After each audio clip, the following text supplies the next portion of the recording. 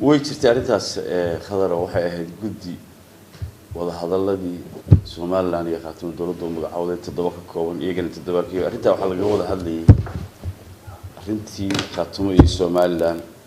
shirka arrimaha dibadda hogaaminayay shirkaas wuxuu ka dhacay sabab ma ahayn markii ugu horeysay laakiin si official markaas ay wada hadalladu u bilowdeen inta wanaag baa ka soo baxay dhowr qodob oo saxaafadda waa loo soo gudbiyay wanaag badan baa ka soo kordhay meel fiican bayna maraysaa ballandan baa jirta kulay way sii socon doonaan waxa la dabcan arrimahan duruufuhu way jiraan sida abaaraha iyo hawlo kale oo iyana ku xidhan arrimahan mudooyinka doorashada waxyaalo badan oo culays soo kordhay way jiraan taasi waa laga yaabaa in sabab laakiin wali ballanti waa taagan tahay ilaa bishan soo socota hadii la yiraahdo laakiin arrintaas waa arrin guul ku socota aan rajaynayo inay kuna dhamaato saas iyadoo hadii la yiraahdo dadka maxaa sheegay hadaladaas maxaa muhiimada ugu jirta taa wada hadallada haday tahay runtii waa maqlaya hadda meelaha qaar kood iyo saxaafadda iyo qaar leeyahay xamar baa wararka ka soo kordhayaan iyo propaganda badan oo la shubayo oo qolyaha lagu hayo cafilayay inay ahayd arrin markii horena khalad haddana wanaageeda la arkay horta dadka sidii loo waru lahaa iyo danaha sidii guud sidii Soomaaliland hadii leeyahay meel looga soo wada jeesan lahaa marka haday tahay madaxda halka joogtay golayaasha ka soo jeeda deegaanka haday tahay madax dhaqameedka aan maqlayay ka soo jeeda iyaguna deegaanadaas maalmo dhaweey waxaan oran lahaa arrintaasi waa dan guud gaar ahaan waa dantii gobolada iyo shacabka iyo mustaqbalkoodii in meel looga soo wada jeesto waliba ragayga halka jooga loona soo dhigo loo qaato sida shacab weynaha Soomaaliland ay arrinta ugu diyaarsan yihiin u daneynayaan ee xukuumaddu u garatay ee u doonayso inay iyaguna meel uga soo wada jeestaan madax dhaqameedka halka waxaan leeyahay masiirka umadaas idinku idisaaray wixii kale gudaha ka jira bayilka laakiin arrinta siday tahay in loo qaato loogana wada shaqeeyo si wada jira aad iyo aad baan arrinta ugu boorinay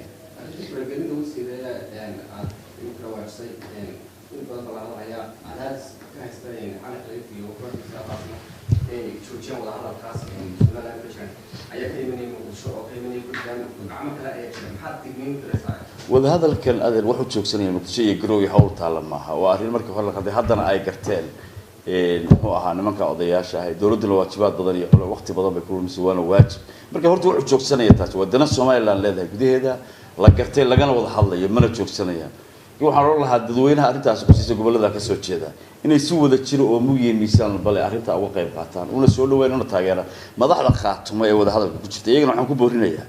dadka inay mideeyaan arrintan loo dhamaado waajibaadka dadka gobolada deegaan inay u dhamaadaan heshiiska iyo shirka iyo wada hadalka taas la ku boorinayaa madaxda iyo shacabka intaas ku boorinayaan soo dhaweynay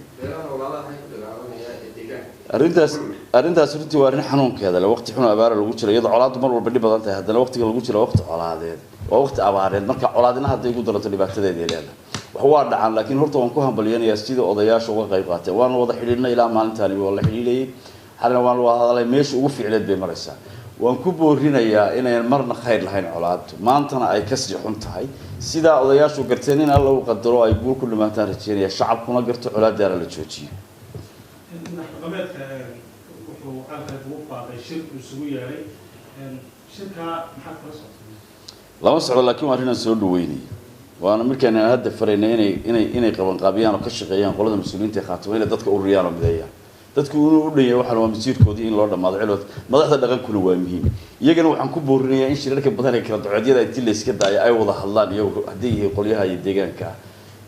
wixii gudahooda ka jiran ay ku dhameeyaan sida aan anagu qaadanay xukuumad ahaan dad ahaanba loo soo dhaweynay in iyaguna u qaataan loo soo dhaweeyo tafaraarna aan yeelan loo dhamaado wada jirkay ku qurux badan tahay aad baan waliba qolada dhaqanka ugu boorinay arrinta iyagana waajib gaar ah saaran siyaasiyiinta saaran meel ay joogaan qolada dhaqanka